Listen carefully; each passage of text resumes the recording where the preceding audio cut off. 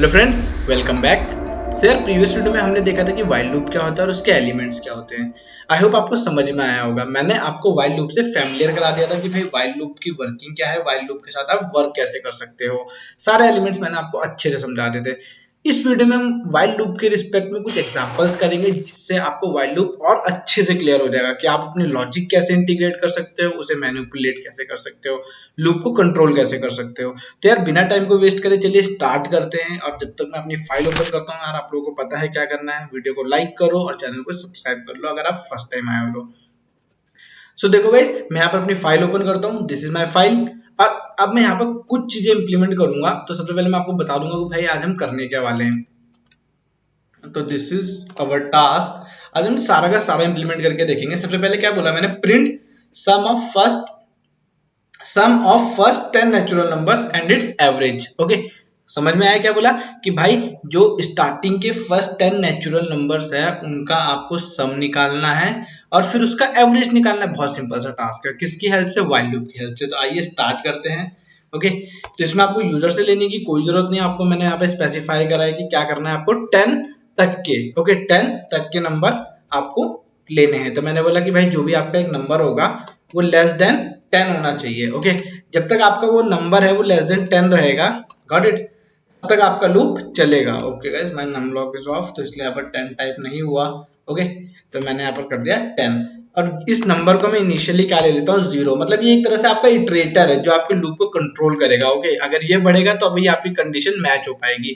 तो इससे फैमिलियर मैं आपको पहले भी करा चुका हूँ। यही है जो आपके लूप को कंट्रोल करेगा। अदरवाइज आपकी लूप की टर्मिनेशन का सिचुएशन कभी आएगा ही नहीं। ना इसकी वैल्यू इंक्रीज होगी और ना आपका लूप टर्मिनेट होगा। मैंने बोला जैसे ही लूप में आएगा क्या होगा, m प्लस इक्वल टू 1, ये अपने आप को एक इंक्रीज करेगा।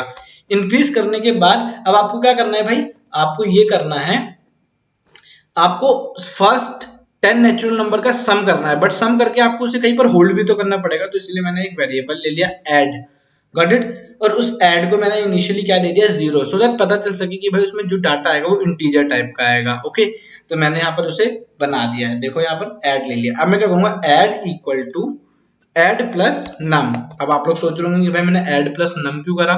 सोच के देखो गाइस, क्या है कि सबसे पहले इनिशियली ऐड में क्या होगा, 0। फिर यहाँ पर नम की वैल्यू क्या होगी, 1। तो यहाँ पर 0 प्लस 1 इसमें क्या सेव हो जाएगा, फर्स्ट इटरेशन में। फर्स्ट इटरेशन में इसमें सेव होगा गाइस आपका 1। उसके बाद सेकंड इटरेशन में नम की वैल्यू कितनी हो जाएगी, यहाँ पर फिर से आएगा 1। Okay, 1 is less then 10, true. और फिर नम की वैल्यू हो जाएगी 2। तो 2 यहाँ पर आ गया। इनिशियली इसमें कितना पड़ा था, 1 पड़ा था। तो 2 प्लस 1 3। तो इस तरीके से आप फर्स्ट 10 नेचुरल नंबर का सम इजीली निकाल सकते हो। तो यार अगर ऐसे बताकर आपको लॉजिक समझ में नहीं आया तो चलिए मैं इसे इंप्लीमेंट करता हूँ। पहले बन चुका है मेरा लॉजिक, यही है। ऐड में जो मेरी वैल्यू आएगी उसमें क्या होगा, आपका सम ऑफ फर्स्ट 10 नेचुरल नंबर। तो मैंने यहाँ पर प्रिंट करा सम, लूप से बाहर, क्योंकि मुझे फाइनल वैल्यू चाहिए। मैं हर इटरेशन में नहीं देखना चाहता हूँ उसे कि भाई मुझे बताओ, बट आपको ऑब्जर्व कराने के लिए मैं वो भी दिखाऊंगा। तो देखो इसे मैंने ऑपरेट कराया और कितना दे रहा है, 55। ओके, तो अगर करता हूँ 1 2 3 4 5 के बाद आता है 6 7 8 9। ओके, और एट लास्ट 10। तो यस, फर्स्ट 10 नेचुरल नंबर का सम सही है। मैंने प्रूव करके दिखा दिया आप लोगों को, गॉट इट। अब देखो गाइस, मुझे कैसे पता चलेगा कि यार ये सही हुआ या नहीं हुआ है। तो मैं इसे एक काम करता हूँ, इनिशियली अभी इंटरनली प्रिंट करा देता हूँ। तो जितनी जितनी इटरेशन चलेंगी मुझे पता चलता रहेगा कि भाई सम क्या आया है। देखते हैं, ये देखो। ओके, जैसे जैसे सम होता गया ये यहाँ पर मुझे डिस्प्ले होता गया। तो देखो सबसे पहले सम होगा फर्स्ट इटरेशन में 1, सेकंड इटरेशन में, ठीक है, जब नम की वैल्यू हुई होगी कितनी, 2, तो 2 प्लस 1 3। ओके, जब आपकी नम की वैल्यू 3 होगी मतलब थर्ड इटरेशन में, तो 3 प्लस 3 6। ओके, अगर आपको ऐसे भी नहीं समझ में आ रहा तो हम एक काम करते हैं, नम की वैल्यू भी प्रिंट करा लेते हैं, कोई बड़ी बात नहीं उसमें। अगर आपको किसी भी चीज को ऑब्जर्व करना है गाइस तो आप जस्ट उसको प्रिंट करा करा के देखते जाओ, आपको वो चीज अच्छे से समझ में आती जाएगी। तो देखो ये मैंने ऑपरेट करा है, अब आपको इजीली समझ में आएगा। देखो मैंने नम को थोड़ा सा एरो में बाहर लिखा है, सम को थोड़ा इंटरनल लिखा है। तो फर्स्ट वैल्यू जब सम की वैल्यू थी 1, नम की वैल्यू कितनी थी 1 इनिशियली, तो सम कितना था 0 प्लस 1 1 फर्स्ट लूप में। ओके, सेकंड में जब नम की वैल्यू हुई 2, तो 2 प्लस 1 3। ओके, उसके बाद जब नम की वैल्यू हुई कितनी 3, तो 3 प्लस 3 6। तो ये था मेरा कंप्लीट लॉजिक। आई होप आपको समझ में आया होगा। अब बात करते हैं गाइस किसकी, एवरेज की। एवरेज क्या होता है, sum of all values upon number of values. भाई सम ऑफ ऑल वैल्यूज कितनी है 55 आ गई। अब नंबर ऑफ वैल्यूज कौन देगा मुझे?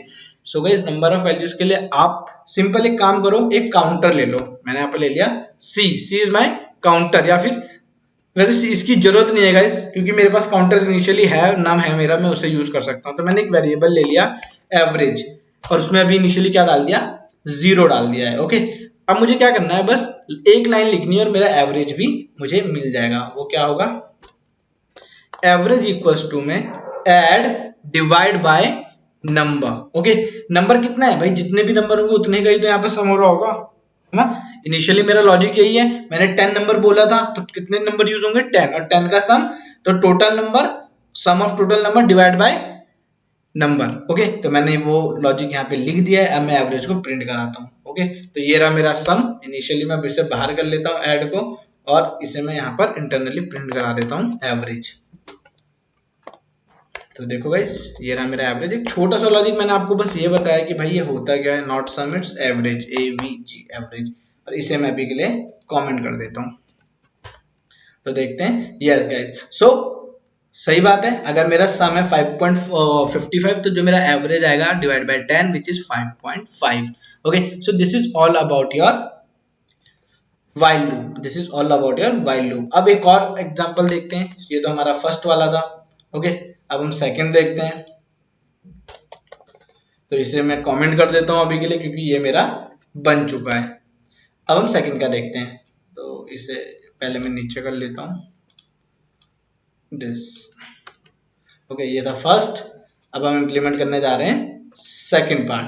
सेकंड क्या है हमारा कि find even and odd number from the list. कि भाई एक लिस्ट है, उस लिस्ट से मुझे इवन और ऑड वैल्यू निकालनी है। तो यार मैं एक लिस्ट कॉपी कर लेता हूँ। ओके, मैंने बना रखी है पहले से ही, सो दैट हमारा थोड़ा टाइम बच जाएगा।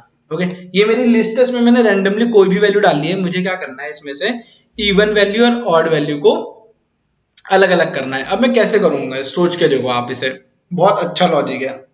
सबसे पहले मुझे कहां से, यहां से स्टार्ट करके से यहां तक इटरेट कराना पड़ेगा। इटरेट का मतलब है कि मैं 1 बाय 1 इसकी हर एक वैल्यू को एक्सेस करूंगा। ओके, एक्सेस करने के लिए मुझे लूप चाहिए, तो मैंने लिखा while। बट while में कंडीशन क्या आएगी, दैट्स द सिचुएशन कि while में मैं लिखूं क्या, ऐसी क्या कंडीशन लगाऊं कि जो मेरी पूरी लिस्ट है वो इटरेट हो जाए। तो मैंने लिखा कि इनिशियली एक वैल्यू है a इक्वल टू 0। ओके, मैं 0 से स्टार्ट करूंगा। ओके, तो मैंने क्या लिखा कि जो a है जब तक वो लेंथ ऑफ l। ओके, इससे मुझे क्या मिल जाएगी, लेंथ, लिस्ट की जितनी भी लेंथ होगी वो मिल जाएगी। मैंने बोला जब तक आपकी a की वैल्यू लेंथ ऑफ लिस्ट से छोटी रहेगी। ओके, एक काम करते हैं, बस उसे प्रिंट करके दिखाते हैं। क्या प्रिंट करना है मुझे, ऑफ a। ओके, अब देखते हैं कि मुझे क्या मिलेगा मेरे आउटपुट में। ओके, तो देखते हैं, आ जाओ, मैं इसे ऑपरेट कराता हूं और आप गैस करो कि क्या मिलेगा मुझे। सो देखो 1 1 1 1 1 1 1 1 1 1 1 1 1 मिल रहा है मुझे। क्यों मिल रहा है ये 1, क्योंकि इनिशियली a में वैल्यू कितनी है 0, और ये कंडीशन हमेशा के लिए क्या हो गई, ट्रू हो गई। ओके, 0 लेंथ ऑफ आपका लिस्ट कितना होगा, जितना भी होगा, जितने भी इसमें एलिमेंट है, ये कंडीशन ट्रू होगी और ये हमेशा क्या फर्स्ट एलिमेंट आपको प्रिंट करता रहेगा। तो इसे, इस इटरेटर को मुझे फिक्स करना पड़ेगा। आपको ये हमेशा करना है, व्हाइल लूप के साथ आपको इटरेटर को मैनेज करके चलना पड़ेगा। तो ये है आपका इटरेटर। आप देखते हैं जितनी बार लूप चलेगा a की वैल्यू इंक्रीज होती जाएगी, और जब लास्ट में आपकी लूप टर्मिनेट होगा, ओके, तो आपका आउटपुट प्रॉपर आएगा। देखो अब यहां से एक सेकंड, ओके, फिर से करते हैं इसे। ओके, तो यहां से देखो सबसे पहला एलिमेंट, अगर मैं अपनी लिस्ट आपको यहाँ प्रिंट करके दिखाता हूं तो this is my list. Okay, तो देखो सबसे पहला एलिमेंट क्या था यहाँ पर 1, तो यहाँ 1 आया है। दूसरा था 3, फिर 56, 8, तो सारे के सारे लाइन बाय लाइन इटरेट हो गए। मतलब मैं एक्सेस कर पा रहा हूँ, मेरा लॉजिक एक हद तक ठीक है।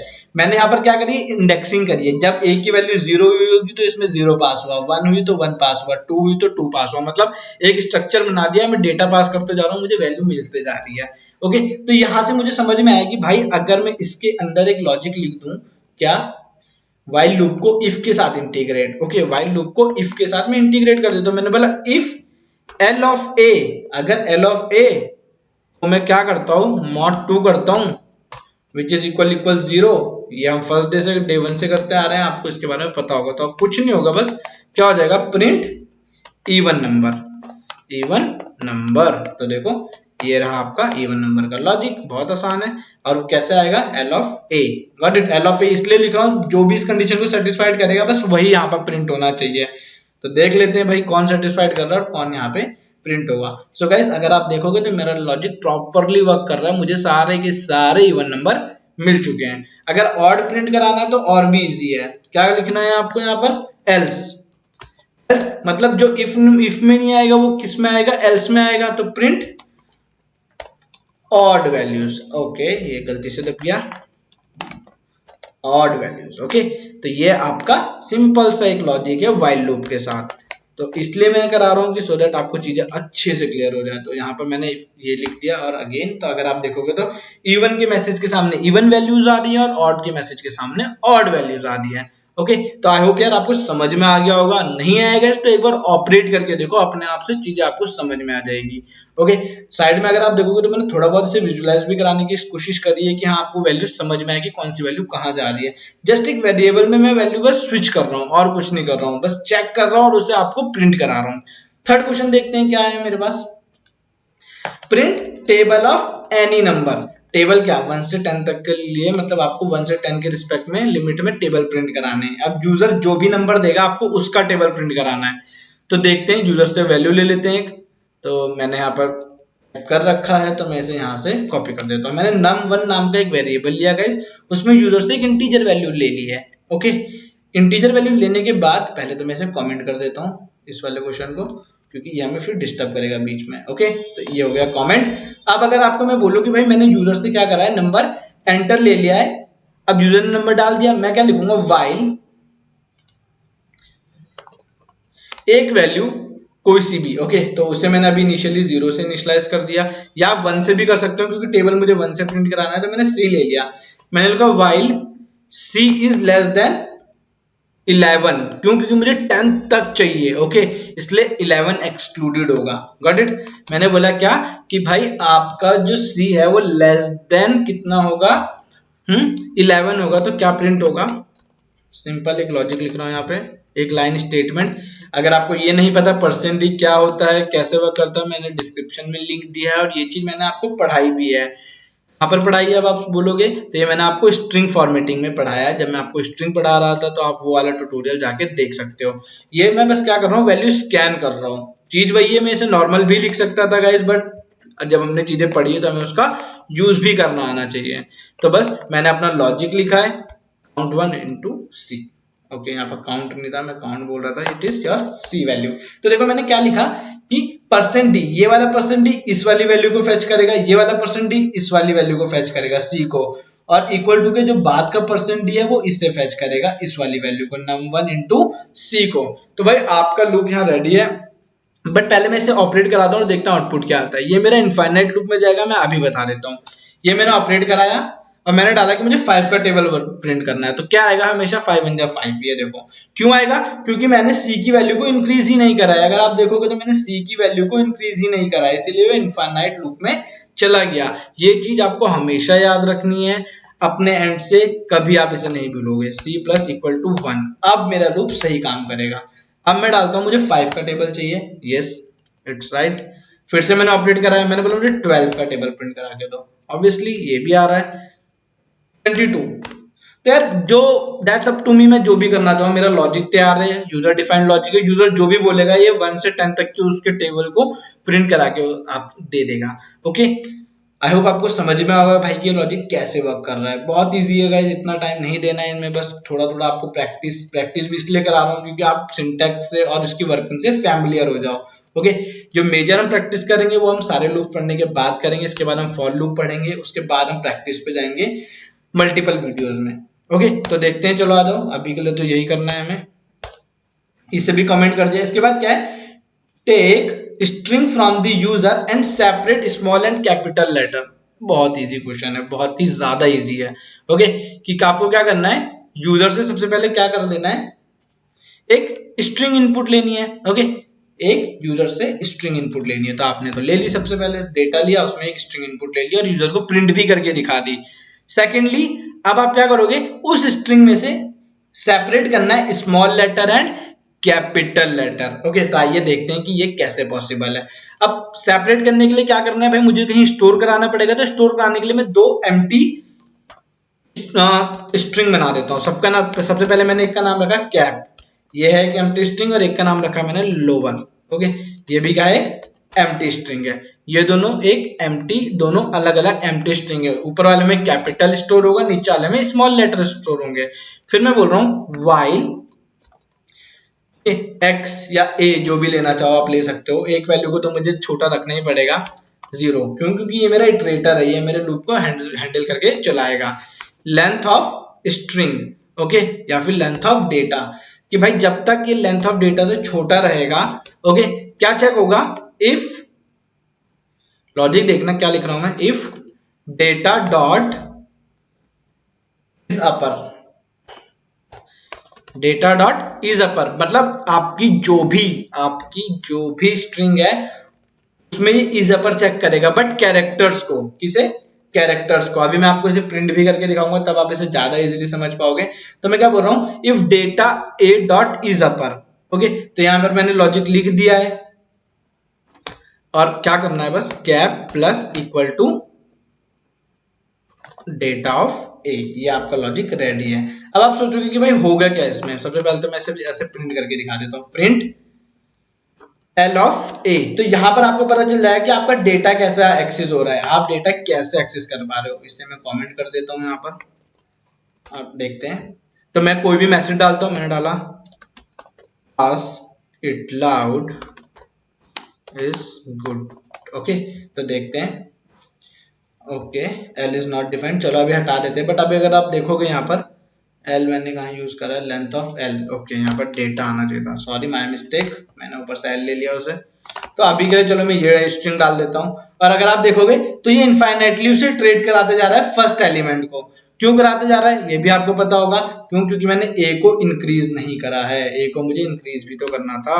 ए प्लस इक्वल टू 1, ये चीज आपको कभी नहीं भूलनी, इसीलिए मैं बार बार इस एरर को अकर करके दिखा रहा हूँ। आप देखते हैं, ओके, तो देखो इन्होंने क्या करा, पूरी की पूरे सारे एलिमेंट को इटरेट करा दिया। अब मैं इन एलिमेंट को चेक कर सकता हूँ कि नहीं कर सकता, कौन सा लोअर है कौन सा अपर है। ओके, तो यहाँ पर मेरे सारे एलिमेंट इटरेट हो गए। फिर मैंने इफ लगाया, मैंने बोला भाई जो भी आपको वो डेटा मिल रहा है ना, उससे आप चेक करोगे इफ में, अगर वो इज अपर आता है तो आप क्या करोगे, उसे कैप में जाके कॉन्केटिनेट करा दोगे। ओके, और एल्स किसमें करा दोगे, क्या बचता है आपके पास, lower, lower plus equal to data of A. Okay, तो फिर से मैंने इसे ऑपरेट कराया। अब मैं कोई मैसेज डालता हूं, देखो ये हो गया small capital small small capital. अब देखो, तो अगर आप, अब आपको क्या लग रहा है, इन्हें तो ट्रेड करा है, बट अगर मैं कैप को और लोअर को प्रिंट कराऊंगा तो आप देखोगे उन दोनों स्ट्रिंग में से कैपिटल लेटर्स अलग हो गए हैं और स्मॉल लेटर्स अलग हो गए हैं गाइस। ओके, बट अगर आप ऑब्जर्व करोगे यहाँ पर तो क्या है, स्मॉल लेटर में आपका स्पेस भी आ रहा है, तो मुझे स्पेस तो चाहिए नहीं है। ओके, यहाँ पर क्या हुआ, आपके यूजर ने जो बोला था, आपने प्रोग्राम तो बना दिया, बट कहीं ना कहीं उसमें क्या आ रहा है, टेस्ट केसेस फेल हो रहे हैं। तो सबसे इजी तरीका है, यहाँ पर क्या करो, एल्स की जगह एलिफ लगा दो। इसीलिए मैंने आप लोगों को एलिफ पढ़ाया था, एल इफ। एलिफ का मतलब क्या है, अब एलिफ क्या करेगा, एक कंडीशन होल्ड करेगा। तो एलिफ में भी मैं एक कंडीशन लगा दूंगा, क्या, data of A dot is lower. Okay, कि भाई डेटा ऑफ ए अगर इज लोअर होगा तब जाके लोअर में करो, तो इससे आपका स्पेस भी हट जाएगा और न्यूमेरिक डेटा भी हट जाएगा। एलिफ का सबसे ज्यादा और अच्छा यूज है ये, कि आप एक और कंडीशन लगा सकते हो इस तरीके से। तो ये हो गया capital small numeric capital small, जो भी डालूंगा मैं। उसके बाद अगर, अब मैं आपको दिखाऊंगा कैप और लोअर को प्रिंट करके। ओके, ये रहा आपका LW था, और स्ट्रिंग आपकी किस में थी, स्ट्रिंग इज योर डेटा। तो ये तीनों चीज मैंने यहाँ पर प्रिंट कर दी है। तो इस स्ट्रिंग में से कैपिटल अलग हुआ है, स्मॉल अलग हुआ है, और स्पेस और न्यूमेरिक मेरे पास नहीं आए हैं। तो गाइज यह है मेरा आउटपुट और यह है मेरा लॉजिक। मैं इसे यहाँ पर प्रिंट करा देता हूँ। फाइनल आउटपुट क्या आएगा, प्रिंट /n, मतलब न्यू लाइन के लिए, न्यू लाइन में क्या प्रिंट होगा आपका, कैप, और उसके बाद /n, अगेन न्यू लाइन में क्या प्रिंट होगा आपका, लोअर वाला पार्ट। तो यार ये आपका लॉजिक रेडी है। बस मैंने एक लूप में सारी जितने भी मेरे पास कैरेक्टर थे स्ट्रिंग के, उन्हें ट्रेड कराया है। ट्रेड करने के बाद सिंपली आपके डेटा को प्रिंट करा दिया है। ओके, लॉजिक लगाने के बाद। तो यार आप इसे भी ऑपरेट करा के देखना, आप लोगों को समझ में आएगा। आई होप आ गया होगा, क्योंकि इतना ज्यादा टिपिकल नहीं है। लास्ट टॉपिक क्या है गाइस आज की वीडियो का? थोड़ा सा वीडियो लेंथी हो गया गाइस, क्योंकि हमने मल्टीपल क्वेश्चंस कवर करे हैं इसमें। तो अगर आप यहाँ देखोगे तो यार लास्ट टॉपिक क्या लिखा है? While with else statement. Okay, तो यार इस कोड को मैं फटाफट से कॉपी कर दूंगा, क्योंकि भाई वीडियो थोड़ी सी लंबी होती जा रही है गाइस। ओके, आप लोगों को भी हेक्टिक लगेगा। तो बस वही चीजें जो मैंने अभी ऊपर करा है, मैंने क्या करा है, एक वैल्यू यूजर से इनपुट कराई है और उसे चेक करके 100 तक चलाया है। और क्या बोला मैंने कि हेलो प्रिंट कराओ। ओके, फिर मैंने एल्स भी यूज करा। तो एक चीज बस इसमें ये बतानी है कि आप व्हाइल लूप के साथ एल्स भी यूज कर सकते हो। एल्स तब चलेगा जब आपका लूप की कंडीशन टर्मिनेट हो जाएगी, मतलब जैसे आपकी वैल्यू यहाँ पर क्या होगी, 101 होगी, या फिर 100 से कोई भी वैल्यू ऐसी होगी जो 100 से बड़ी होगी, तो आपका लूप टर्मिनेट होकर किस में चला जाएगा? एल्स में चला जाएगा। तो देखते हैं भाई ये कैसे वर्क करता है। इसे मैंने चलाया, मैंने सबसे पहले इसमें 102 डाल दिया, तो आउटपुट क्या आएगा? Invalid data. मतलब मैं अगर सिंपली समझाऊं तो ये लूप यहाँ से चला, यहाँ पहुंचा, चेक हुआ, कंडीशन फॉल्स, टर्मिनेट होके एल्स में आ गया। अब मैं इसमें कोई वैलिड डेटा डालता हूं, मैं डाल देता हूं 85। तो ये क्या करेगा? 85 से 100 तक चलेगा। ये देखो 100 तक का मतलब क्या है कि 100 एक्सक्लूडेड है। जैसे 100 होगा ये कहां पर जाएगा? एल्स में। ओके गाइस, ये किस में जाएगा? एल्स में। तो आप व्हाइल लूप के साथ एल्स स्टेटमेंट का भी यूज कर सकते हो फ्रेंड्स।